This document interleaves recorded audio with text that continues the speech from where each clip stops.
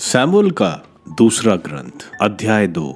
Hebron में यूदा के राजा के रूप में दाऊद। इसके बाद दाऊद ने प्रभु से पूछा, मैं यूदा के किसी नगर में जाऊं या नहीं? प्रभु ने उससे कहा, जाओ। फिर दाऊद ने पूछा, मैं कहाँ जाऊं? उसे उत्तर मिला, हेब्रोन। इसलिए दाऊद अपनी दो पत्नियां यजेल की अहीनोम और कार्मेल के नाबाल की विधवा अबीगैल के साथ वहां गया।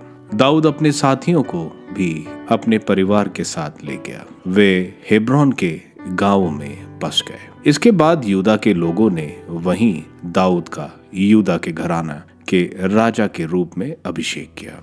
दाऊद द्वारा याबेश निवासियों की सराहना। दाऊद को यह समाचार मिला कि गिलाद के याबेश के निवासियों ने साउल का दफन किया है। इस पर दाऊद ने दूतों द्वारा गिलाद के याबेश के निवासियों को यह संदेश भेजा, प्रभु तुम्हें आशीर्वाद दे, क्योंकि साउल का दफन कर तुम लोगों ने अपने स्वामी साउल के प्रति स्वामी भक्ति का परिचय दिया है।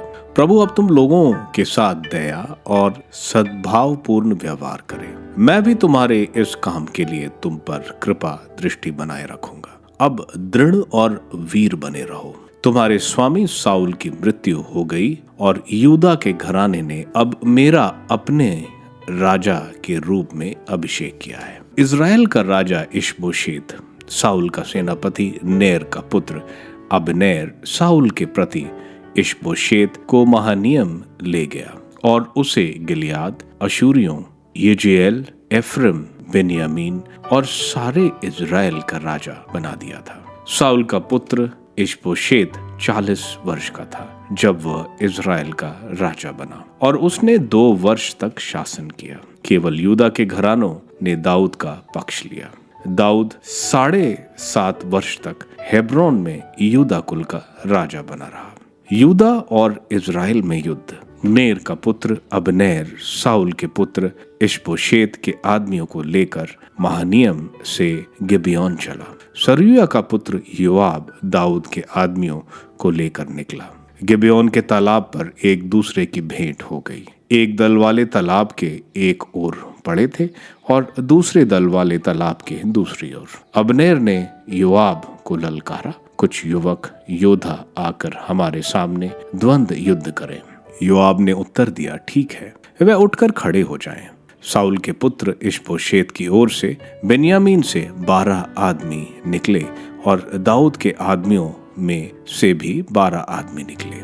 प्रत्येक ने अपने विपक्षी का सिर पकड़कर उसकी बगल में कटार भोंक दी और वे सब एक साथ ढेर हो गए। इसलिए उस स्थान का नाम हेलकत हसुरीम पड़ा। यह गिबेयोन के पास है। उस दिन घमासान युद्ध हुआ। अबनेर और इज़राइली दाऊद के आदमियों से पराजित हो गए।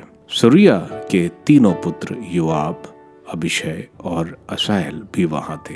असाएल जंगली हिरण की तरह तेज था। वह दाहिनी या बाईं ओर मुड़े बिना अबनेर का पीछा कर रहा था। अबनेर ने मुड़कर उससे पूछा, क्या तुम असाएल हो? उसने उत्तर दिया, हाँ, मैं ही हूँ।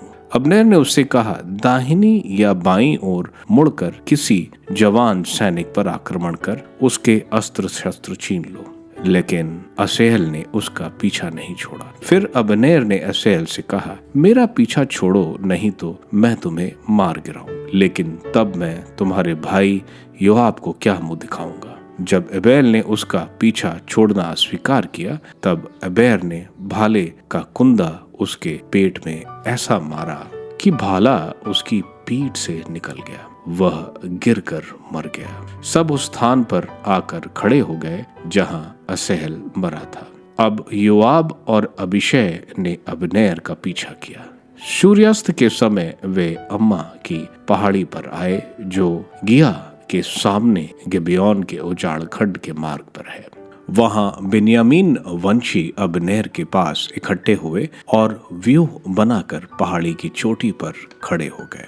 अबनेर ने योआब से कहा, क्या तलवार बराबर खून पीती रहेगी? क्या तुम समझते नहीं कि इसका कितना कटु परिणाम होगा? तुम कब अपने आदमियों को अपने भाइयों का पीछा करने से रुकने की आज्ञा दोगे? योआब ने उत्तर दिया, प्रभु की शपथ, यदि तुम ऐसा ना बोलते तो मेरे आदमी सवेरे तक अपने भाइयों का पीछा करना नहीं छोड़ते। तब योआब ने नरसिंगा बजाया और सब आदमी रुक गए। उन्होंने इजरायलियों का पीछा करना छोड़ दिया और युद्ध समाप्त हुआ। अबनेर पूरी रात चलते हुए अपने आदमियों के साथ अराबा पार करता रहा। उन्होंने यार्दन पार किया और फिर दोपहर तक चलकर महनीम पहुंचे।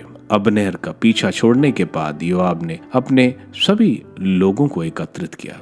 दाऊद के लोगों में असेल के अलावा 19 आदमी लापता थे। दाऊद के आदमियों ने अबनेर के अधीनस्थ बेन्यामीन के पुरुषों में 360 को मारा था। वे असेल को साथ ले गए और उन्होंने उसे अपने पिता के समाधि स्थान बेतलहम में दफना दिया। योआब अपने आदमियों के साथ सारी रात चलता रहा। दिन निकलते ही वे हेब्रोन पहुंच गए।